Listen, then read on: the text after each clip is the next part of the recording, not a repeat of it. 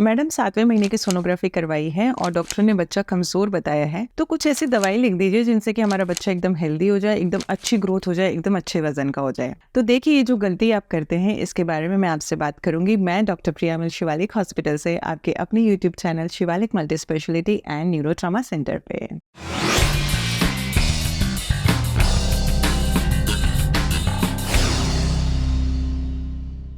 तो सबसे पहली बात, आपको माँ और बाप बनने से पहले, मतलब मदर और फादर बनने से पहले ही आपको अपना ध्यान रखने की जरूरत है। आपको खुद को हेल्दी एंड फिट होने की जरूरत है, क्योंकि अगर आप हेल्दी होंगे तो मदर का एग और फादर का स्पर्म हेल्दी होगा। जब हेल्दी स्पर्म हेल्दी एग से मिलेगा तो एक बनेगा हेल्दी एम्ब्रियो, मतलब कि हेल्दी बच्चा। तो उसके लिए आपको क्या करना चाहिए? सबसे पहले आपका BMI जो होता है, बॉडी मास इंडेक्स, मतलब आपका वजन और आपकी हाइट का अनुपात जो है वो एकदम कंट्रोल में होना चाहिए, एकदम नॉर्मल रेंज में होना चाहिए। अगर आपका BMI नॉर्मल नहीं है, अगर मदर ओवरवेट है, तो उसकी वजह से मदर को भी नुकसान हो सकता है और बेबी की ग्रोथ में भी रुकावट हो सकती है। जैसे मान लीजिए मदर ओवरवेट है तो उसकी वजह से उसको BP की, डायबिटीज की, थायराइड की काफी सारी दिक्कतों का सामना करना पड़ सकता है। उसकी वजह से बच्चे पे भी असर पड़ सकता है। और अगर फादर फिट नहीं है, वो हेल्दी नहीं है, अगर फादर को कोई दिक्कत है, मान लीजिए शुगर है या BP है या डायबिटीज की कोई भी प्रॉब्लम है, तो सीधी सी बात है उनके शुक्राणु पे भी इस चीज का असर पड़ता है। या वो कुछ पदार्थों का सेवन करते हैं जैसे शराब, सिगरेट, तंबाकू, ये चीजें लेते हैं, तो उनकी वजह से भी आपके बेबी के हेल्दी होने में प्रॉब्लम हो सकती है। दूसरा पॉइंट मैं आपको बताऊंगी, pre conception checkup. Pre conception checkup मतलब कि आपको जब बेबी प्लान करना है उससे पहले अपने डॉक्टर को दिखाने की जरूरत है। ये जो मैंने आपको बोला बेबी प्लान,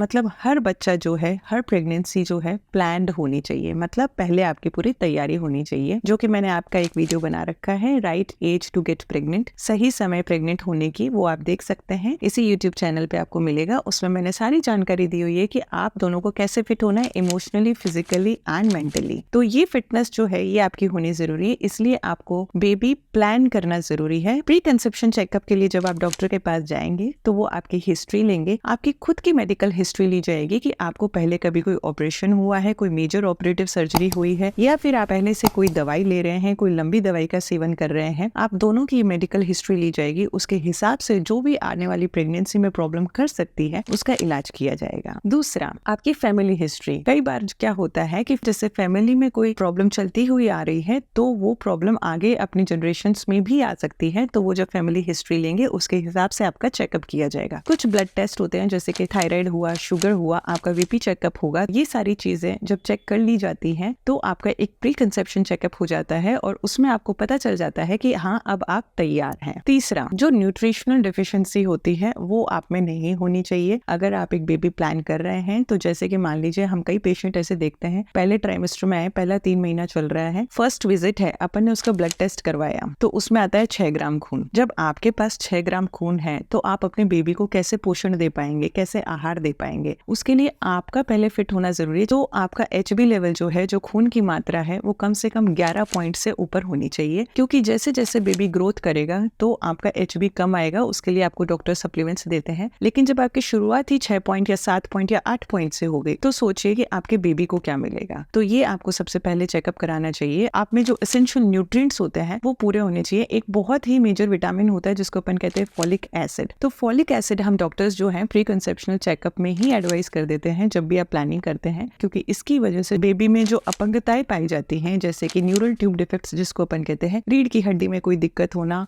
या दिमाग में पानी भरा होना, तो ये सारी दिक्कतें अगर आप फॉलिक एसिड टाइम से ले रहे हैं तो बेबी में ये प्रॉब्लम होने की शंका काफी कम हो जाती है। कुछ और विटामिन हैं जैसे कि विटामिन D की मात्रा, विटामिन B12 की मात्रा, आप पहले अपना चेकअप करा लीजिए। ये सब नॉर्मल है तो कोई दिक्कत नहीं है, वरना थोड़ा सा न्यूट्रिशनल सप्लीमेंट लेने में कोई प्रॉब्लम नहीं है। नेक्स्ट आता है हस्बैंड वाइफ की जो जेनेटिक हिस्ट्री है, जेनेटिक फैमिली हिस्ट्री। मान लीजिए आपके फैमिली में किसी को जेनेटिकली कहीं थैलेसीमिया की प्रॉब्लम है या सिकल सेल एनीमिया। थैलेसीमिया एक बीमारी होती है जिसमें बच्चे में खून कम होता जाता है। तो अगर आपकी जेनेटिक हिस्ट्री जब हम लेते हैं उसमें पता चलता है कि आपके परिवारों में किसी को थैलेसीमिया की बीमारी थी या सिकल सेल एनीमिया की बीमारी थी या कुछ चमड़ी की बीमारियां होती हैं जो कि जेनेटिकली चली आती हैं, तो वो चेकअप कराना जरूरी है। वो आपको डॉक्टर को बताना जरूरी है कि ऐसी कोई आपके फैमिली में हिस्ट्री तो नहीं रही है। अब आते हैं अपन प्रेगनेंसी का टाइम। प्रेगनेंसी के टाइम में आपकी डाइट आपकी भरपूर होनी चाहिए, जो कि आपकी डाइट में होना चाहिए एकदम हरी भरी सब्जियां जो कि आपको अच्छे से खानी है, प्रोटीन आपको अच्छे अच्छा लेना है, कार्बोहाइड्रेट लेना है, मल्टीविटामिन आपको अच्छे से लेने हैं, फ्रूट्स लेना है, लिक्विड्स अच्छे से लेने हैं। तो जब आप अपनी 9 मंथ आपकी डाइट आप अच्छी रखेंगे और लिक्विड्स प्रॉपर लेते रहेंगे तो बेबी को भी अच्छा ग्रोथ और न्यूट्रिशन मिलेगा। अगर आपको प्रेगनेंसी के दौरान डायबिटीज है तो आपको अपनी डाइट डायबिटीज के अकॉर्डिंग लेनी है, क्योंकि अगर आपका डायबिटीज अनकंट्रोल्ड रहता है, शुगर अनकंट्रोल्ड है, तो उसकी वजह से आपके बच्चे में कुदरती अपंगताएं पाई जा सकती हैं। अब जब आपकी प्रेगनेंसी पूरी 9 मंथ्स की जर्नी, आपका प्री कंसेप्शन चेकअप सब कुछ अपन ने अच्छे से फॉलो किया है और अपना सब कुछ अच्छा चल रहा है, बेबी की ग्रोथ अच्छी है, बेबी का वेट अच्छा है, लास्ट की सोनोग्राफी हो चुकी है, आप सब एक डिलीवरी के लिए प्रिपेयर्ड हैं, एक अच्छी नॉर्मल हेल्दी डिलीवरी के लिए आप प्रिपेयर्ड हैं, नॉर्मल हेल्दी बेबी के लिए आप प्रिपेयर्ड हैं। लेकिन क्या होता है कि आप डिलीवरी कराते हैं, बच्चा घुट जाता है, मान लीजिए बच्चे को ऑक्सीजन नहीं मिल पाती है, बच्चे को श्वास की प्रॉब्लम हो जाती है, तो वो ऑक्सीजन बच्चे के ब्रेन में भी नहीं पहुंच पाती है, तो बच्चे में बाद में मानसिक विकृतियां पैदा हो सकती हैं या अपंगता भी पैदा हो सकती है। तो इसके लिए मैं आपको सलाह दूंगी कि आप जब भी डिलीवरी कराएं तो एक ऐसे सेंटर पे कराएं जहां पे बच्चे के लिए पूरी सुविधा हो, पूरी फैसिलिटीज हो, जैसे कि बच्चे का डॉक्टर यानी कि पीडियाट्रिशियन भी अवेलेबल हो, एक NICU न्यूनेटल केयर की फैसिलिटीज वहां पे अवेलेबल हो। तो आपके बच्चे को मान लीजिए डिलीवरी के टाइम पे भी अगर कोई छोटी मोटी दिक्कत होती है, जो लास्ट का जो फीटल डिस्ट्रेस होता है, कभी कभार जो बच्चा अंदर थोड़ी देर के लिए रह जाता है, तो उस टाइम अगर आपके बच्चे का डॉक्टर वहाँ अवेलेबल है तो अपन उसको उस समस्या से भी बाहर ला सकते हैं। आपका सपना है एक अच्छे और एक हेल्दी बेबी को पालने का, तो इन पॉइंट्स को ध्यान रखिए तो सब कुछ अच्छा होगा, आपको एक हेल्दी बेबी आपके हाथ में जरूर मिलेगा। Thank you, be happy, be safe.